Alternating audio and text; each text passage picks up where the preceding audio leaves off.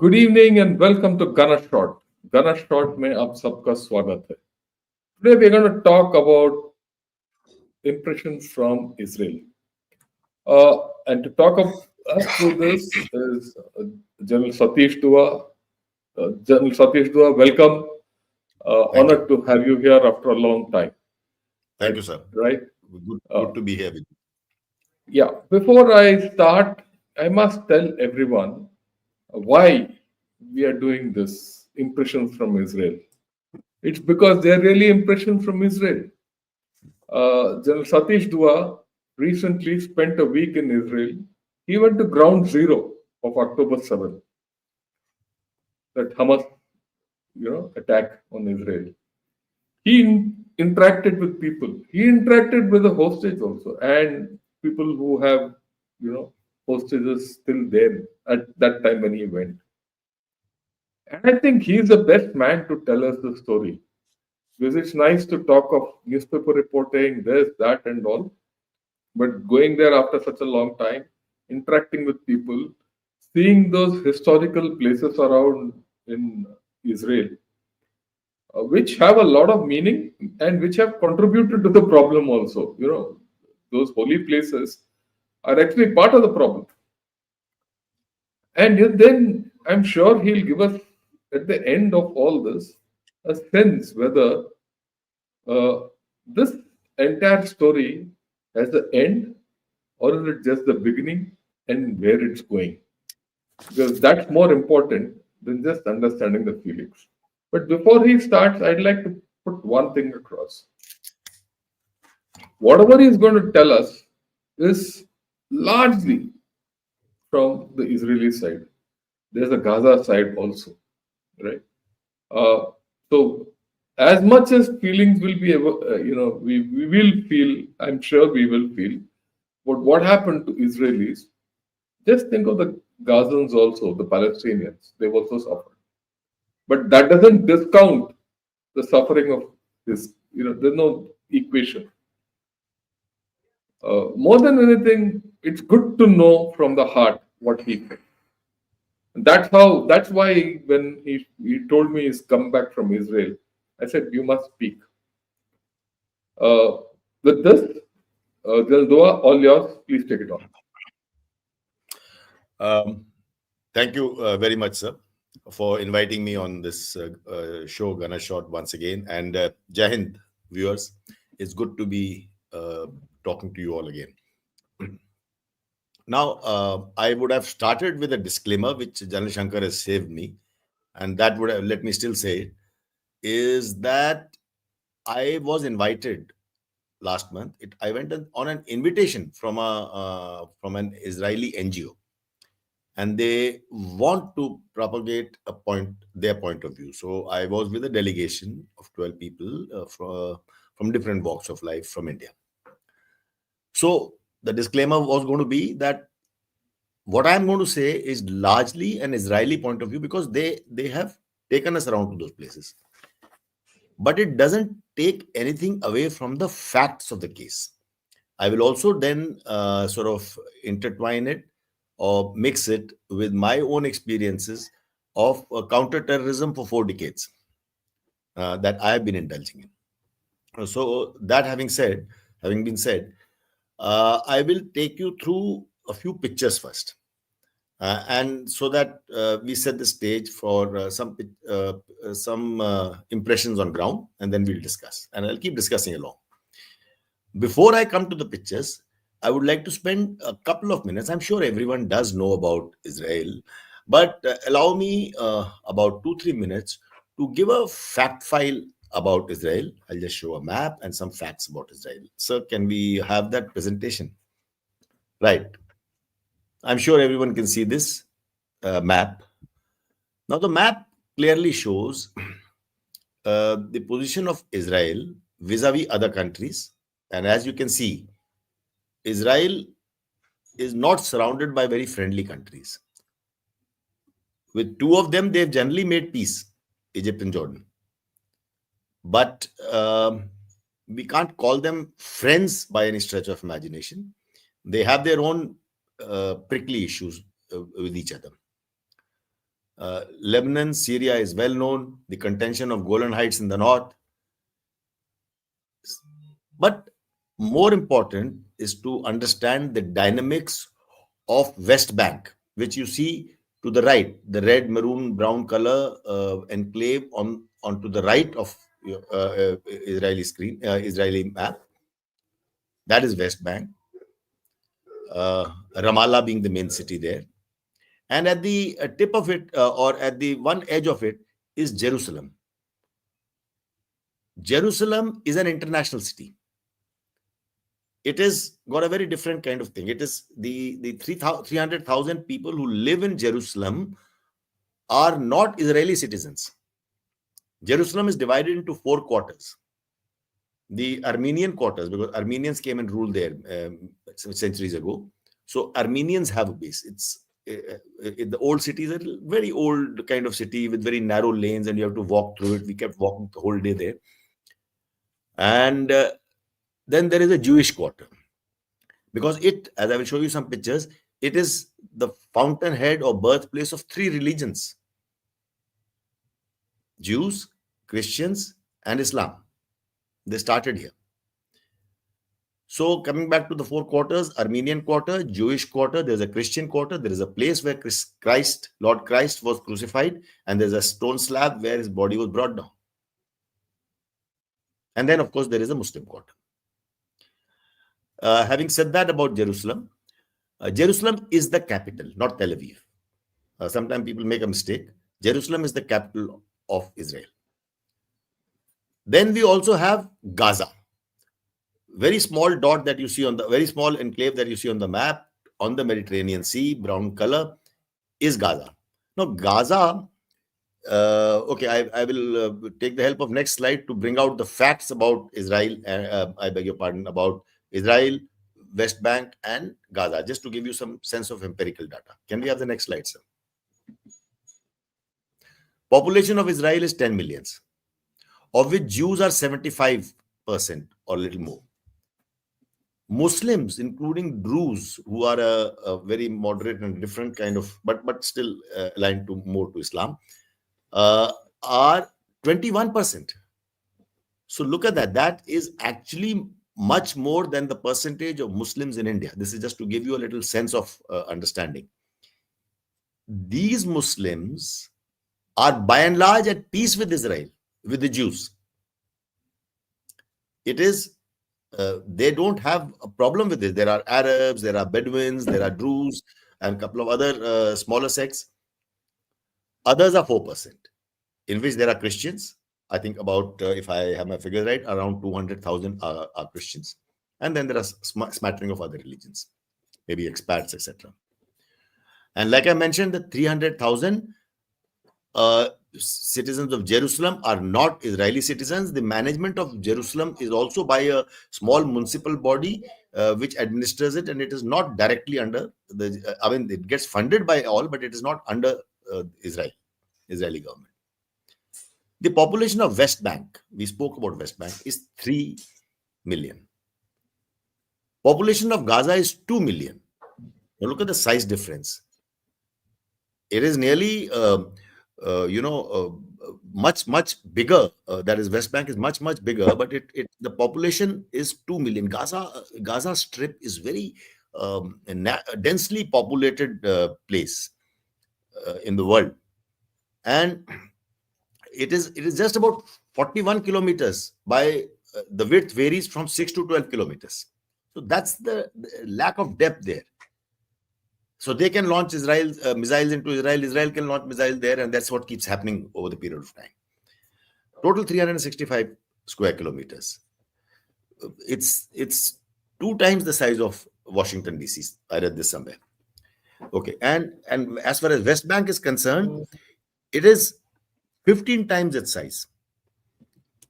It is 5,000 plus 5,000, more than 5,500 square kilometers. It is 130 kilometers long. It is all along the Jordan River, and down below in the southern part of West Bank is also the Dead Sea, which is a boundary between Jordan and Israel. And it is about 40 to 65 kilometers at its width. West Bank, Gaza does not have any Israeli settlers. West Bank has Israeli settlements. West Bank is not a contiguous mass of land as the map shows. It has crisscross of roads. There are enclaves. There are areas which there are Israeli settlers there called settlements, and there are three types of areas there: A, B, and C. One is Israeli uh, sort of police has some discipline measure controls. The second, where Israeli and the Palestinian Authority have a sort of joint control, and third, which is purely controlled by the Palestinian Authority with Mr. Abbas as the president. So, and it has got 256 checkpoints. You have to pass through checkpoints every time you go. So it's not a very contiguous strip of land. Okay. Having said that, I come to my visit. It started in last week of August, 24th, 25th, last week of January, sorry, 24th, 25th of January. And the moment you landed at the airport, the first sight that greeted you gave you the mood of the nation. So can we have the next slide? It's a it's a little distorted. The slide, the photograph has got a little distorted, but let me just show this to you. Oh, sorry. Okay, this is not the first I wanted. I let me start with this. Like I said, Israel is a. Just go back, sir. Let's go back for a bit. Can we go back to that? Yeah. This is the birthplace, I said, of three religions. Uh, the golden dome that you see is the Temple Mount. Is the holy place the Jews there. It has been destroyed a couple of times in the history. Then to the right extreme, you see a black dome. That is the Al-Aqsa Mosque. And below the golden dome to the right, you see a wall. And if you can look closely, you see black dots. Those are people praying at the Wailing Wall. That is the Wailing Wall, the Jewish uh, uh, place of prayers. And inside this old city is, like I said, the place where in the Christian quarter is where Lord Christ was crucified. Okay, next, please. This photograph, though slightly distorted, you can make out the travelator on the aircraft. And I've taken the photograph only on one side. On the other side of the pathway is also lined with similar photographs. Bring her home, bring him home, and all the hostages. And this is a constant refrain you see all over Israel. So the photographs of hostages or victims, we still don't know how many hostages have turned victims. Next. Then I went to Gaza Strip. Now this, I am standing with a Druze soldier in Israeli army. He's carrying, soldiers always carry their weapons. When they go on leave, they carry their weapons home. When it's a common sight to see in a cafeteria or a restaurant or a bar, a couple of soldiers carrying their assault rifles. It looks a little odd, but that's the way they are. They are always prepared. Yet, so weapons are moving around very freely in the towns, markets, trams, and restaurants. But they haven't had a single case of mass shooting like is commonly heard in the US and in the West. This photograph I'm trying to show you, this is behind us. You can see a road, and behind that road is Gaza Strip. So we are standing at the border between Israel and Gaza. Thank you, sir. Next one. Now this photograph, you can see, that there are red flowers. These are artificial flowers. Behind that, these are flowers called anemone, which behind. Okay, let me come to that. Behind that, you can see a lot of some photographs put on pillars. This is the Nova Music Fest site, where a huge music fest was taking place. There were many foreigners as well, and thousands of youth from Israel who were partying the whole night. And early in hours of the morning, the terrorists struck over here. I will narrate that sequence later. So these flowers, artificial flowers, have been planted. They're red in color, planted by the locals to signify the youth who have died, sacrificed their lives in that fest. The next photo will make it clear. Next slides. Now this is behind the flowers. I am standing with Idor. He is a 23-year-old survivor. He was partying and dancing away with his friends. He was one of those lucky ones who survived the terrorists. They ran away somewhere, they hid somewhere, then they finally found a vehicle, they managed to go away. So he told us his old poignant story. And he's joined the army thereafter. He's right now in the army. Now, the photographs that you see is of all those who have been either taken hostage or killed in that music fest site. And there are hundreds of them. It breaks your heart to see the kind of heartrending messages some people have posted, even WhatsApp messages. I think the next photo is that. Can we have the next slide, sir? This is it. You won't be able to read or understand the language, but I just want to point out now this one big billboard there is of this young man, and what is written below him is the WhatsApp messages that he has exchanged with his mother or with his parents just before he died. And have you found the car? No, I'm going to the car, and those kind of things. And then what is happening? So he's posted some pictures which you can see on the right hand side, the car and the blurry picture, and then to the right is the picture of the WhatsApp, the screenshot of the WhatsApp messages from his parents. Next. Then I went to a couple of kibbutz. You all know kibbutz is a community living culture that Israel abounds in. I mean, it abounds in Israel. And this is one of the kibbutz called Kibbutz Nir Oz. And houses were burnt up like this. The terrorists attacked many kibbutzim. Kibbutzim is the plural of kibbutz. So they attacked many of them. And in one of them that we visited, Nir Oz, I told you, at every house you see on the wall, there are posters stuck. The photographs of the victims or some who were dragged in as hostages are still stuck there. Our guide, incidentally, was a lady. The next picture, sir. Next slide, please. Our guide in that neighborhood was a lady whose house is this. She took us inside a house. It was set on fire. The two photographs that you see outside, her and her husband. She was our guide. Her husband was killed there itself in the bush. He ran out to defend when he saw terrorists. A lot of such young men went out and they were shot. This woman was taken hostage, and Liat is her name, and she was in the first hostage exchange. After spending 54 days in captivity, she was back. When we asked her about her experiences, I found it a little, I did not expect this reply. She was very emphatic, and she insisted that she was treated very well. So that's the perception from there. Next. This is her, Liat, standing behind, in a row of photographs, she stands behind a photograph of her husband who was killed that morning, actually. And I will explain that thing later once I will just finish with the photographs, how it happened. Next. Okay. So I will stop here. Let the slide stop here and let me tell you what happened that day.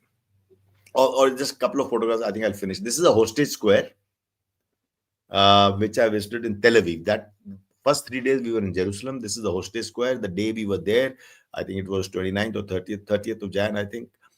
This is 480th day. It was that day. 480 days, 11 hours, 39 minutes, and 27 seconds. So it was a ticking clock, huge LED clock in the middle of a square, very close to the IDF forces, Israeli Defense Forces headquarters, multi-storied building. And there are a lot of photographs around this that you see. Some of them you can see of the hostages and the victims.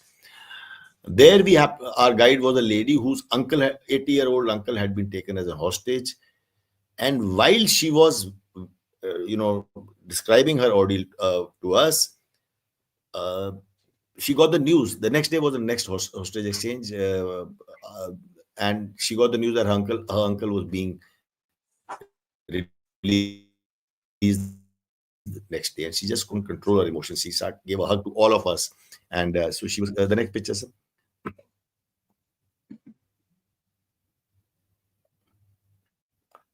Sorry for the distortion again. So this is a lady. She's holding in her neck. She's got a picture of uncle. Next, and next day, her uncle was freed. This is a 80-year-old uncle. Gadi Moses is his name, and he is walking through. And this is what Hamas always did. You can see terrorists with their faces covered, holding assault rifles, and they always paraded the soldiers and then through the town. When they humiliated them and they came out. This is the perception we got. Next, there are two more slides. This is a parking place. Again, the picture is distorted. This is just to show you I'm standing in front of a bunker instead of they call it bomb shelters. So it's a small bomb shelter in a parking lot. So there are bomb shelters everywhere. When you go to a hotel, there are signs saying the bomb shelter is this side. When you go to a museum, you go everywhere, there are bomb shelters. They live this life. It reminds me pretty much of my life on the LOC. But for civilians to live this life is a very tough call. Next, and I'm sure there would be similar things across in Gaza as well. This is a children's playground with a play tunnel is also a bomb shelter. And the last picture I have, I found that very touching. A small child. Next, sir. Okay, sorry. This is a children. This is with the Bedouin children. Somewhere we were interacting with a Bedouin colonel, and outside his house, children were playing football. And this was, I wanted to give you a sense of the fact that how Bedouins, Arabs, and other communities who are Israeli citizens are living at peace with the Jews. Next, they are also in the army. This picture of a small child named Ariel. He was 4. Every photograph has the age. So he was 4 when he was kidnapped, and now somebody's cut it and made it 5. He's become 5-year-old in captivity. Everyone is, of course, aged 1 year who is still a hostage. Thank you. So now let me take a few minutes now to talk about what happened.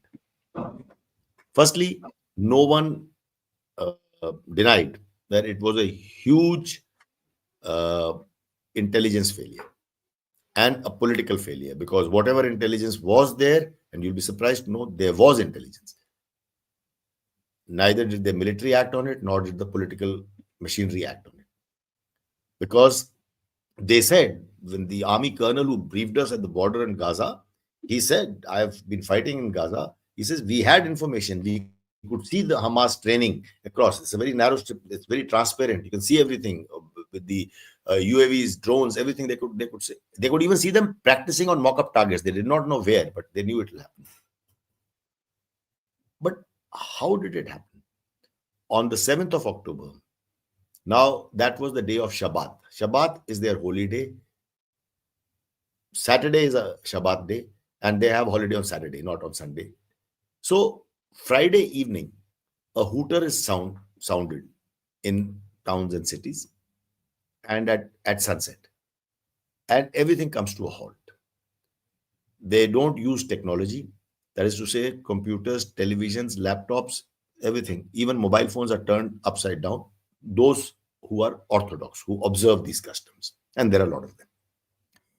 So, in fact, they don't even cook. They cook the food one day before, and they consume the food during that day till the evening of Saturday. So it was on Saturday morning where Shabbat had begun. So a lot of them were not seeing news on TV. They were not putting their mobile phones were off, or they had turned it upside down. A couple of them whose phones were on told us my mobile phone was buzzing like crazy, but I did not know whether I should pick it up or not. It happened in the wee hours of morning that these terrorists came in. How many? 3,000, approximately 3,000 of them. They came in from multiple places. In fact, as far as Nova Music site is concerned, it was 4 kilometers north of it. They came in from there. They came in vehicles, massive SUVs. A convoy of SUVs came in. They came inside. They landed. Some of them landed with paragliders and all, but bulk of them actually came in by vehicles.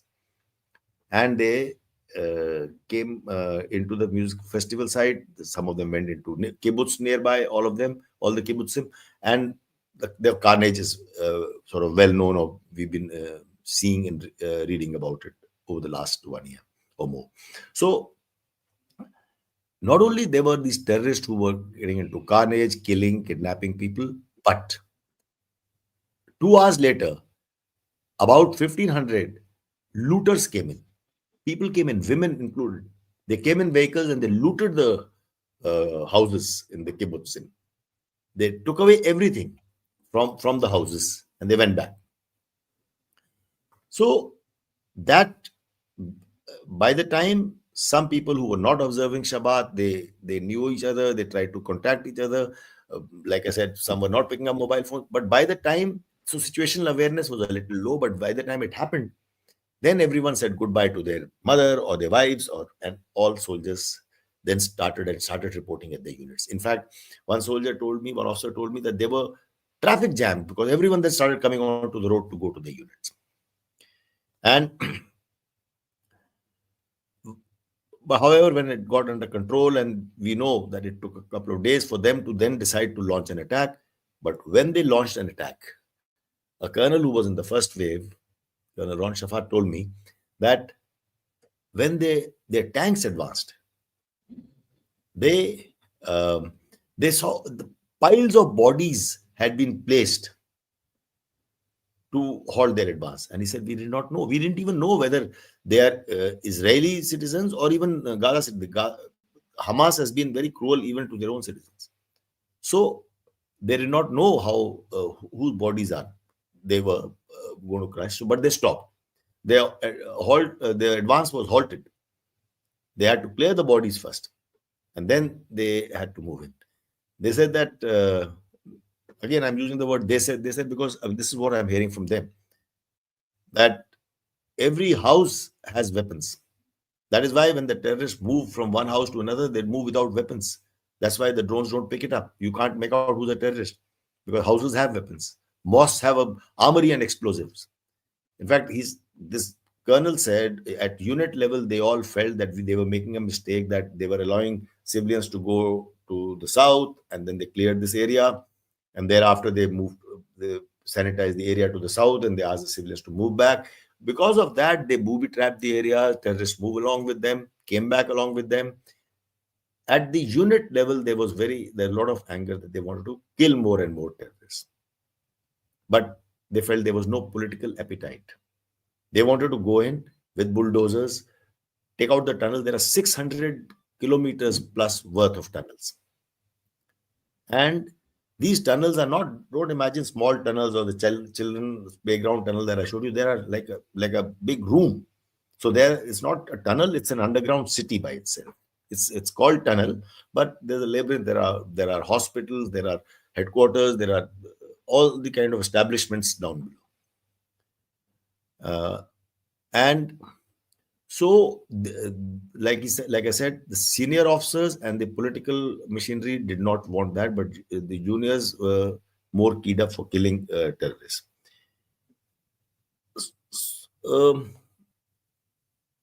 This is the kind of impressions I had. I also interacted with, we went to the Knesset, that is their parliament, interacted with one of the MPs from the Likud party. Amit Halevi was his name. He spoke about the need to de-radicalize. We need to break the back of the Hamas terrorists. So, 2 or 3 facts that come to my mind as I end my narrative. One, there have been different factions within Israel. Some want peace, some want to kill terrorists. But this attack on 7th October has united everyone. We saw that it still is there. There is a unity government, all parties put together. So this has united everyone because everyone wants to put an end to Hamas. That bit it has done. But why did Hamas do it? Hamas also knew that they will invite such a backlash because they've launched something. Israelis, Jews have not faced a carnage like this since the Holocaust of World War II. So, why did Hamas do it? You look at the scenario before 2023, what was happening? Abraham Accords were moving well. Saudi Arabia and Israel were mending their fences. So the Islamic world leader and Jews here were mending their fences. Things were going ahead at the behest of brokering peace by US. IMEC corridor is being formed, India, Middle East, European Economic Corridor, under the aegis or efforts of China. Iran and Saudi Arabia were also mending their fences. It had just started, early days though. So when all this was happening, Hamas thought their cause would be totally forgotten once Arabs made up with Israel. The Arab world made up with Israel, and they would be marginalized. So their hope was they wanted to sort of internationalize, draw attention back to them by a sensational operation, and that's what they did. They hoped, they also hoped, which to my mind is far-fetched, they hoped that when they attack, Hezbollah from the north would attack at the same time. Iran would rain missiles at Israel. The Arabs inside Israel, who I have told you that are living peacefully with Jews, but they said they hope that some of them will rise up and revolt from inside. The Muslims in Jerusalem would rise and revolt, but none of that happened. That was their sort of hope. It didn't happen. And so, before I end, we also know that in the last less than a month, ever since President Trump has taken office on 20th of January, it is still not yet one full complete month. It's nearly a month. In this 1 month, President Trump has passed many orders, not only about Israel and Gaza, but many other things. And he has created a lot of disruption. So now it remains to be seen as to which way this will go. President Trump has been issuing ultimatums. Hamas has been releasing terrorists, but they are also getting a much disproportionately larger number of Palestinians. They're not all terrorists, but criminals. Everyone is being released. So this is all in all a very uncertain moment. We don't know whether the ceasefire will really continue to hold, and we'll see. We'll wait and watch, and as to what happens. Thank you, sir.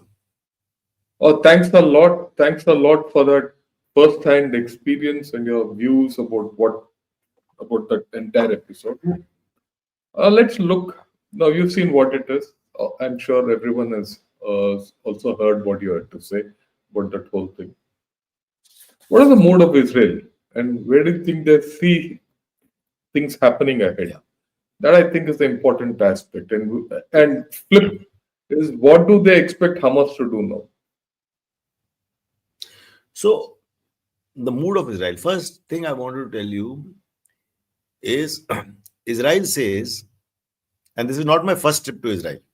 I've been there Yeah. earlier in my service as a part of official delegation also. So there also I had discussions with the National Defense College of theirs and the National Security Council, and also it was not just tourism, it was other things as well. So mood of Israel now, mood of the nation. One, I told you, everybody wants Hamas out. They've managed to unite the factions. Second thing, a larger thing that Israel always says, earlier they used to say, we are the victims of Holocaust. 6 million Jews died. And now thousands have died in the 7th October attack. But we don't want to be defined by the Holocaust or the 7th October attacks. Now I'll explain what that means. Though everyone will say, but Jews are being always defined by the Holocaust. What they mean is, we don't want to be seen, and we are not a grieving nation. In the World Happiness Index, Israel, before the 7th October attack, was 4th. And now it has slipped down. Guess to what? To 5th. So it is still a happy nation. And this is my personal view. When you see people on the street, in the bars and restaurants and eat night, they are not a grieving nation. They become very stoic because of this. So that is the general mood of the nation. Second aspect, which I told you, as far as this particular thing is concerned, Israel wants Hamas to be finished. Now, while the world opinion differs on the way Israel is handling, collateral damage, as we call it, So there have been thousands and thousands of people who have died. But there, from now, speaking from their perspective, uh, they, the, the terrorists, Hamas, hides behind civilians. And whether it's an Iraqi hospital or an Indonesian hospital, or every hospital especially has a labyrinth of tunnels and underground city under it, and those are the headquarters. Every school has terrorist headquarters. So, and the strange thing that I have found, I've heard a lot, is that the Gazans, the local population, does not really complain about being killed in public, about being killed in dozens and hordes, because the terrorists are taking shield, using them as human shields. Now, this is something that resonates with me as a counter-terrorism man myself. I've served decades in Jammu and Kashmir. In Kashmir, they do the same thing, or at least now things have come under control. We have a similar thing. When I was the corps commander in 15 and 16, this was rampant, that the terrorists would keep women and children ahead and use them to escape during an encounter. It would happen. So, this is the kind of mood that Israel is in. However, there is also rising anger against Benjamin Netanyahu, despite the fact that he is taking all these strong arm measures. As the prime minister, there is a feeling that he is also prolonging the thing because of his political survival. And we know that how the defense minister has resigned, the army chief has resigned, Israeli Defense Forces. Of course, they resigned owning the responsibility for their failures. But the fact is that they also don't want to be a part of this. So that is currently the mood of the nation. Yeah, let me ask you a military-like question. You see, you look at what's happened over the past 1.5 years. Israel has been able to neutralize Hezbollah to a large extent and brought them to their knees. Iran has been The also pagers, put on the, the pagers were a very smart move as far as Hezbollah is smart concerned. move. Sorry for Yeah, interruption. and the Iran has been absolutely it's left on the sidelines.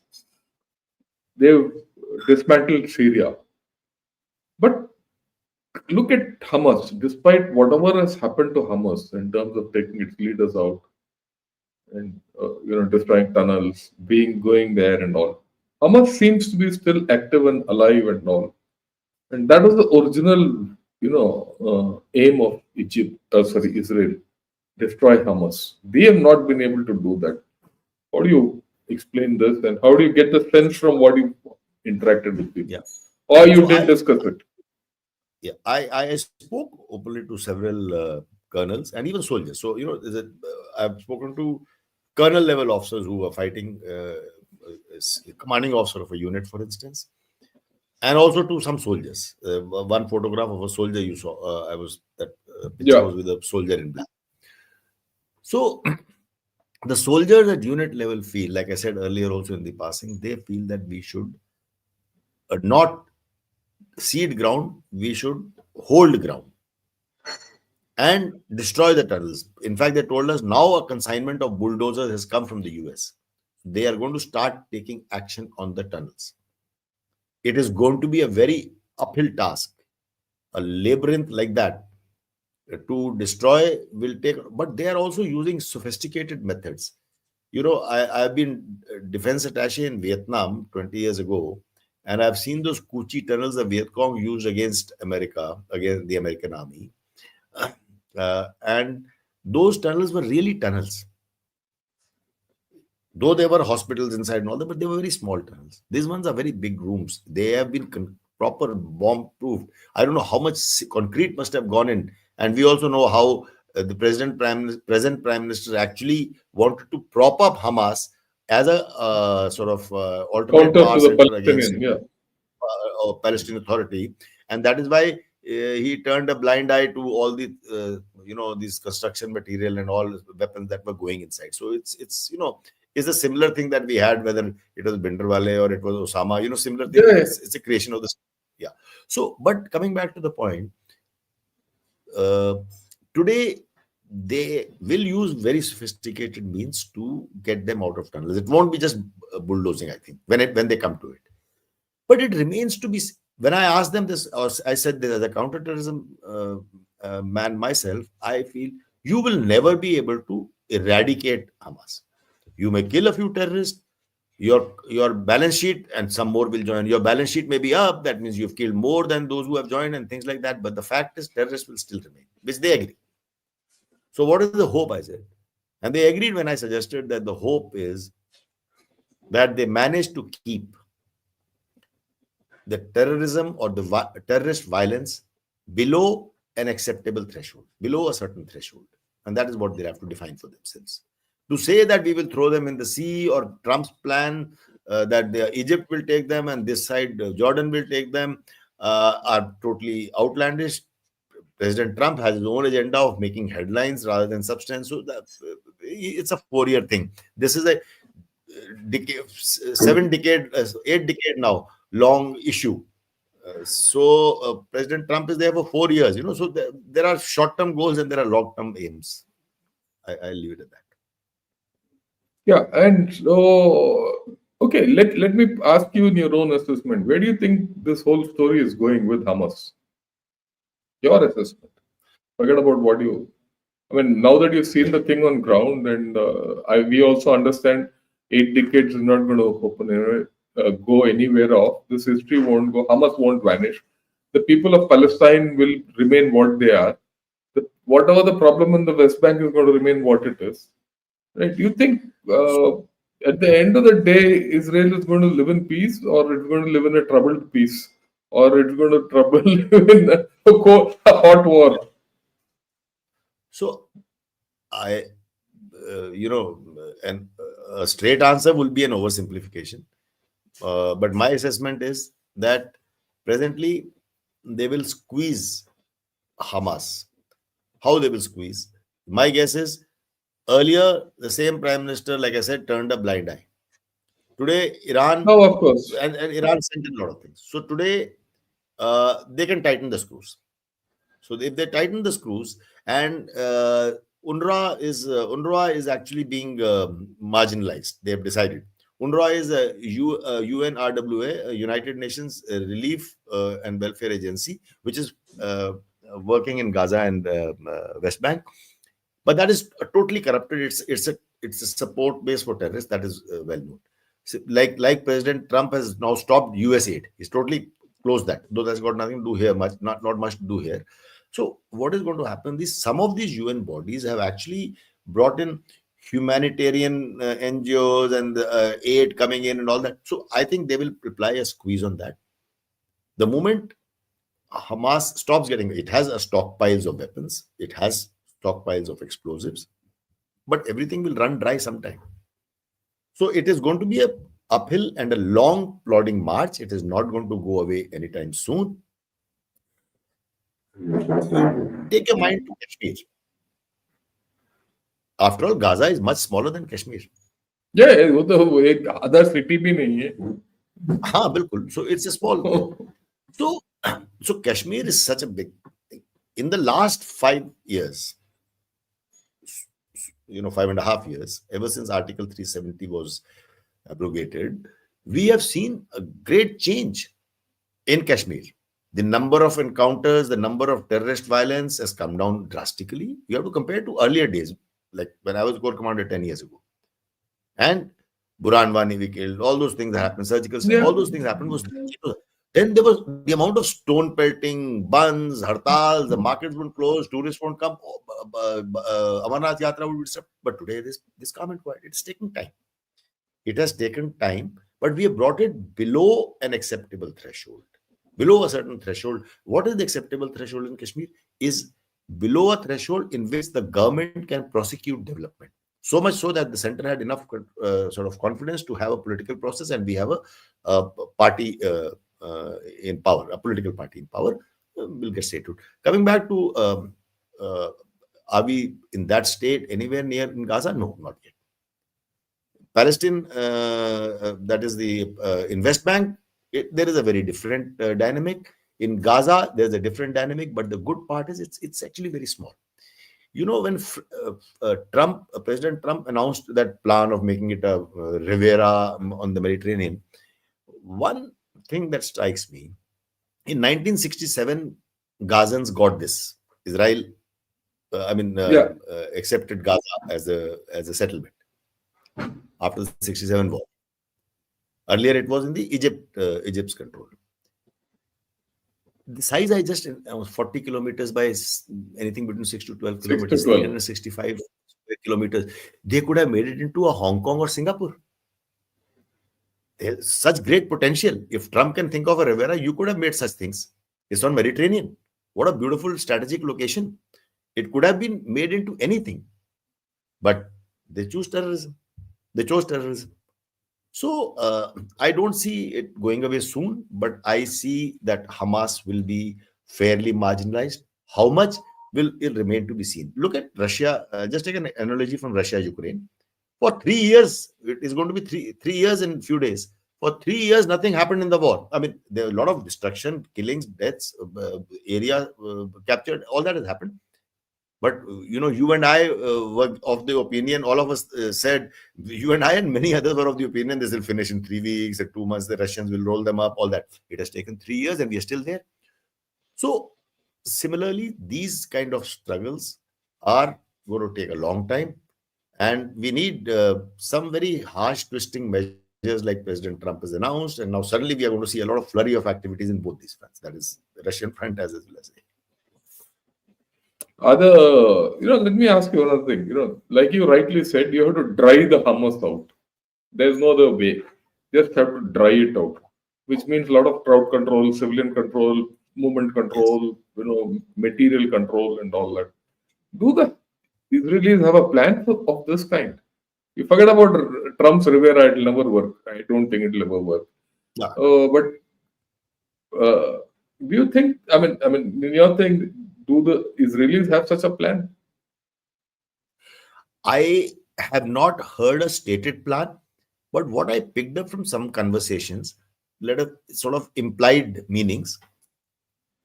My guess is from that I'm just conjuring. I'm sort of giving you what I understand Yeah, yeah. is likely to be. Is they have a corridor that divides, that north and south, North and south. Netrazim or Netrazim. Netrism Sorry, corridor. Yeah. not Netrazim corridor. Netrism corridor. Netrazim corridor. Like I said, in West Bank, there are many such corridors and there are many such roads, 246 or 256 something checkpoints and all that. Similarly, Gaza is now in the garb of reconstruction. Israel will perhaps put in more control measures. It is easier to control a smaller piece of Yeah. estate, real estate. They already have one corridor. They will start destroying tunnels. It will take a long time. And they will use some harsh measures because it need not always be demolition. There can be some very sophisticated method. Let me not go into that. And drive out people. And they'll put some more checkpoints and control measures. The moment you put more checkpoints, control measures, that means cars are being checked, people are being checked and frisked and all that. You and I who operated in this counterterrorism, we understand what we're talking about. Like you use the word, large word is population control measures. So with that, you can drive it down. I'll always go back to my sentence of, can it be zero? No. But if you can bring it down, and it will take a long time, but because there has to be reconstruction, whoever, America may step in and aid may come from the rest of the world and all that will happen. So during that time, Israel will make inroads, literally and figuratively. So the reconstruction of this whole thing, who'll fund it?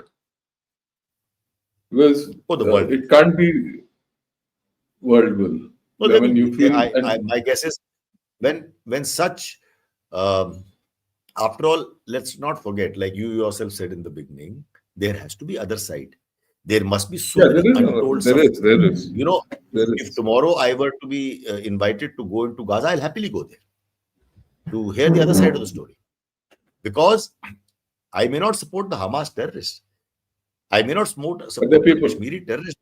My mind is always with Kashmiri people. I always say they are misguided children, the terrorists. So similarly, there are also people there. If we have also radicalized many children who've lost their fathers in Gaza. So, or the parents or relatives. So there is another side to the coin. So I think I'm coming back to your question, who will fund it?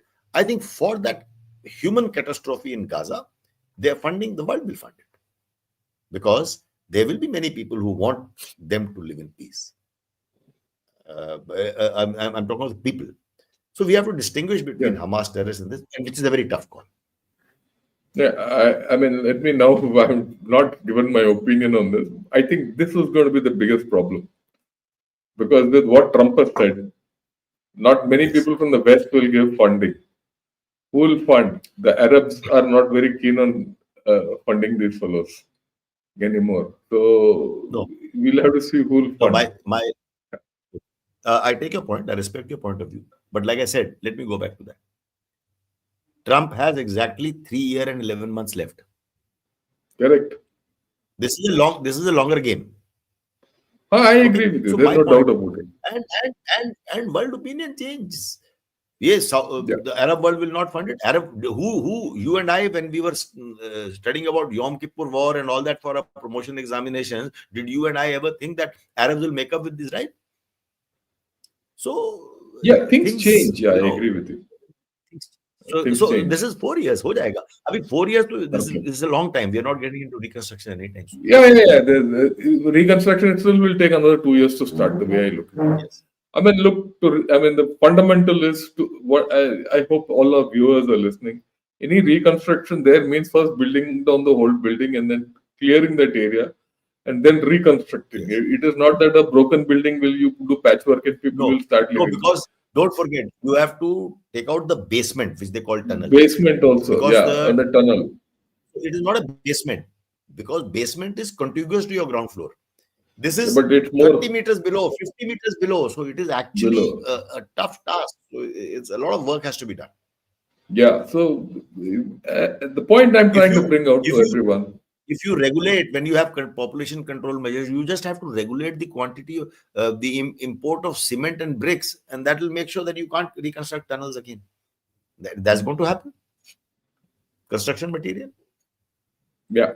So there's going to be a long thing Yes. because the hostage is just the first part of the story. We are still in the what I'm trying to. I'm just summing it up on behalf of Lua. We are still in the first stage of this, peace deal. The second stage has to come, and the third stage we don't know when it will come. Even the first stage is, Yeah. going through on a start-stop basis. Already there are certain things of ceasefire violations and all that. It's going to be a long Yeah. time. Yeah. One last question: do you think Israel has the political will to now go through with all this construction and reconstruction and things like that? I don't think the present dispensation will do it. And in any case, the present dispensation is not going to last very long. Because what is present dispensation? It is the present Unity Prime government. Minister Netanyahu and the unity government. Both will not last, because the time will come when there will be elections. And whenever there are elections, this Prime Minister loses. That's for sure. That is, when you ask me mood of the nation, that's I'm very sure. He will not win. And everyone knows it. And then there will certainly not be a unity government. There can be coalition. Israel is the sort of originator of coalition government, so there will be coalitions can be there, Yeah. and then we'll see So who comes up. we'll see what happens. Yeah, I think so. Thanks a lot for all this entire episode. I think you spoke a Thank you. lot from what you saw on the ground, and that is valuable because it's one thing to read reports, and, listen to news and other views, and then talk. But it's another thing to go there, interact with people, get the human emotions out, and see the ground. Because as military people, we believe in ground. The ground tells you more about any event than anything else. The ground will tell you True. whether a chap is telling the truth or lying. And the ground will tell you the sorrow because the ground doesn't go away. People might come and go, but ground always remains there. And that's what General Dua has seen, and he's come with that. Should I take a few questions, if you don't mind? Will Yes, yes, please. right? Yeah, this is a philosophical question. So, world divisions caused by an explosive cocktail of ideology mixed with clan oblique self interest. Is that what we are seeing in that area? Yeah, absolutely. Yesterday I've returned from Jaipur. There is a Marana Pratap annual geopolitical dialogue, and I was speaking on radicalization. Now, radicalization based on ideology and religion is the danger that is gripping the world today. And there also, when I said I had this interaction with the in the Knesset, in the parliament, with one MP, Mr. Halevi, he was a strong proponent of de-radicalization. He says we need more more than demilitarization of the area. We need de-radicalization. We have to change the textbooks. We have to change those kind of things, where people are radicalized from the beginning, from the word go. So your question about an explosive cocktail of ideology mixed with plans, I read it as that is the radicalization. And of course, it is always mixed with their religious or clan interest, because we also see, there are different sects within a religion. So that and self-interest always come in whenever such um, extreme positions are being taken. Okay. Yeah. When will Mossad take out top Hamas leadership? Can they take them out in Qatar? uh, if anyone, everyone agrees that Mossad is one of the most efficient counter intelligence organizations. So if anyone could actually second guess them, they would not remain efficient. So they will always have. Who would have thought? What a beautiful, ingenious. I mean, as a professional, I'm saying, what an idea of pagers. It took years for them to put explosives in pagers and those small walkie-talkie sets. It takes a lot of perseverance. What great planning! Before that, world didn't think of it. An idea sounds simple after you execute it. But the ingenuity lies in the fact that let me give you a very offbeat analogy. Man landed on put put man on moon before we put wheels on suitcases. I hope you can absorb that. Yeah. We went on the moon. उसके बाद suitcase में wheels लगाए. What a beautiful idea! Now everything has wheels. From chairs to stretchers to fridges to everything has small wheels, and we use that. So everything sounds simple. Today you say, oh, it's so commonplace, but it was not there when we were children. Yeah. So I all I'm agree trying to with say that pager, this, that are ingenious ideas. They will come up with something. Where they will do it, obviously, we won't be able to second guess them. you. Okay.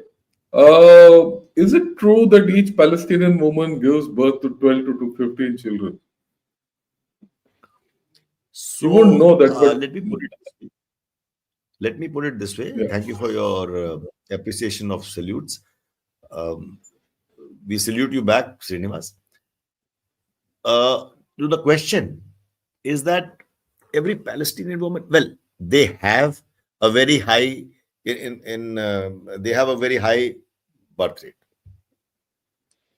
and this is not true only of Palestine. You can see the Of same thing everyone. happening in South Asia. South Asia also. You see, in Bangladesh, when Bangladesh was formed, we had 20% Hindus. Hindus.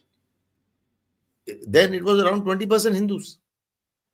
Today, the 8%. Hindus have come down, Muslims have grown. Similarly, the population in India, many other countries. So the point is, let's not get into details. That is a culture. That's a Let's hard not reality which we cannot get away not from. to and it is happening even in expat communities or migrant communities staying in European countries. Okay. Terrorists hide under hospitals, schools, vagara vagara. This is physical landscape. What about the psychological landscape of Islam? The bottom layer of psych are basic tenets and role model. What you're talking of after all this English is essentially none. What you're saying is what I spoke about, radicalization. The basic tenets and the role models are all basic tenets are a child is radicalized from the very beginning. Just to give you an example where that we will understand closer home, if they are in Gaza, if they are taught that Jews are evil, the child is taught like that, and we have to kill Jews. In Pakistan, in schools, they are taught Kashmir banega Pakistan, Kashmir banega. They don't know what is Kashmir, but the child starts shouting Kashmir banega Pakistan. So a child is radicalized, and radicalization takes place from three places. You ask the basic tenets and role models. The radicalization world over takes place primarily at these three places. When I'm talking of Islamist radicalization, is mosques, madrasas, and media. Media includes social media. So Yeah, those are the tenets. yeah, I think so. There's no doubt about that. Next one. Wait. Yeah, now that there's ceasefire with Hamas, will Kashmir burn again? As now we see Hamas fighters are in Pakistan occupied Kashmir. I'll turn this. Why I put this question is this. Let me, because there's a lot of depth in this question, and we need to address it in that frame. You see, after all the bashing which Hamas has taken, it's still alive, right? It's taken physical bashing, but politically it's still alive. Will this inspire people across to revive the problems in Kashmir? That is, will this become an inspirational model for naughty elements within Kashmir and the evil elements across in POK? And of course, Pakistan. So, yeah. So, I'm sure you're referring to the fact that a few Hamas leaders have come to POK. So, they are leaders only as of now. But your larger question is very valid. What is happening is that Hamas is going to be marginalized within their country. That is for sure. It may take a few years, it will be marginalized. And they are already starting to reach out. When they come to POK, anyone who comes to POK, the eyes are on Kashmir. And you also let's not forget what's happening in Bangladesh. In the recent months, we have seen how Bangladesh has got radicalized, or there are extremist opinions, and how LET and Jaish-e Mohammed have made inroads. Earlier, it was JMB, Mujahid Bangladesh or something like JMB, who did those Dhaka bombings in, those there were bombings there, including the Dhaka cafe where 22 people were killed, including foreigners. So, and there Jamaat-e Islami is taking root. So what is happening? And when Hamas comes here, it is now also going to, like the Taliban came here in the late 80s after Soviet had gone, and Taliban, we found a lot of Taliban fighters. I've myself been in those encounters when I was at unit level, and we killed Afghanis and Sudanese. So Afghanis came in that time. Taliban came in that time. Similarly, is Hamas being here? I'm sure they're not on a tourism visit. Something is happening. Will Kashmir burn again?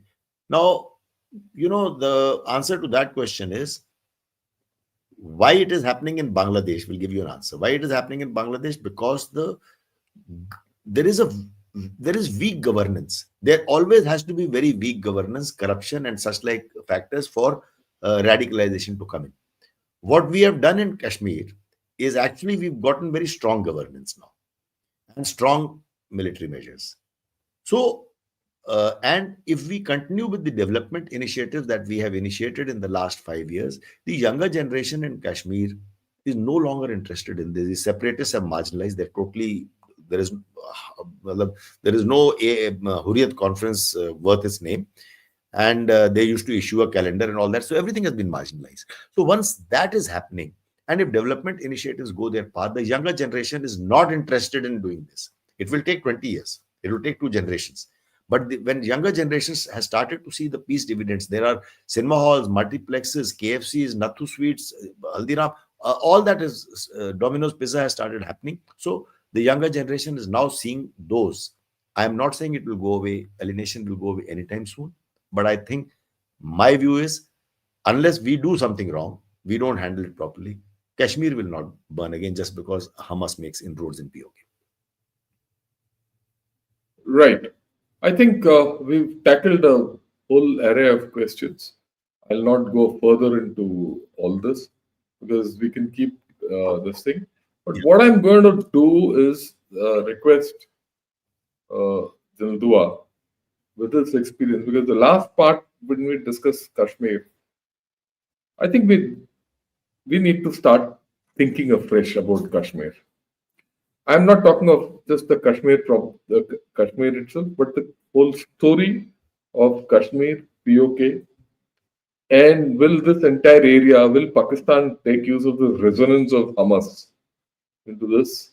What will be the effect? How do you see this being played out? And all this we'll discuss sometime, maybe towards the end of the month. Give it a time. Now that we posed a question to General Dua, I'm sure he'll apply his mind to it a little more. And this is a serious question. And unless we head it off by some thinking, we might land up in trouble again. While it's nice to say we've got good governance, X, Y, Z, but we never know unless, this is something we have to be vigilant always. And, not being vigilant is a heavy price we might have to pay. Uh, I hope you take my point, General Dua, and we have a discussion later in the month. Okay, I take your point, but my suggestion is give it a little more time. Yeah, Why? we'll take the Because time. Maybe we can go a to little first week more of than March 4 also. weeks. Because what will happen is that things will be clearer in both places. In There the and short here. term also, clearer there. I'll tell you why. Here also, there also things will be clearer because what Trump says or the hostage releases will finish because Yeah, we'll talk soon about it. they will have I to say, understand. We'll not. they will have to say that there are no more live hostages, bodies will have to come back. Yeah, So, we'll and then let's that wait. can Let's be wait. different. Yeah, let's wait. And also here, what will Let's happen wait. that soon, very soon, sometime they will give statehood. When it happens, is a point to be seen. So we will see are things improving here. Okay, fine. We'll do it Yeah, sometime. we'll do it sometime. Maybe 10 days, Okay. 15 days, so that it's not that, I mean, these things are never final. So we can always do a Okay. midterm kind of a review, right? With that, thanks a lot once Thank you. again for Thank coming you, sir. back to us with such good, pictures and your experiences on Israel. And from there, we've, all the way from Israel and Gaza, we've come into Kashmir, and we've, gone across a lot of territory. Thank you. Thanks to all the viewers who asked questions. I've not been able to take some questions, but be rest assured, we're going to come back with a trickier system as we, and ask ourselves. We need to ask ourselves trickier questions so that we can handle those problems as and when they come up, or many such problems. All right. Those of you who like this video, please press the like button. Uh, I would request many of you who are watching Gunner Shot for the first time, please do subscribe. Also, consider becoming members of Gunner Shot. Right.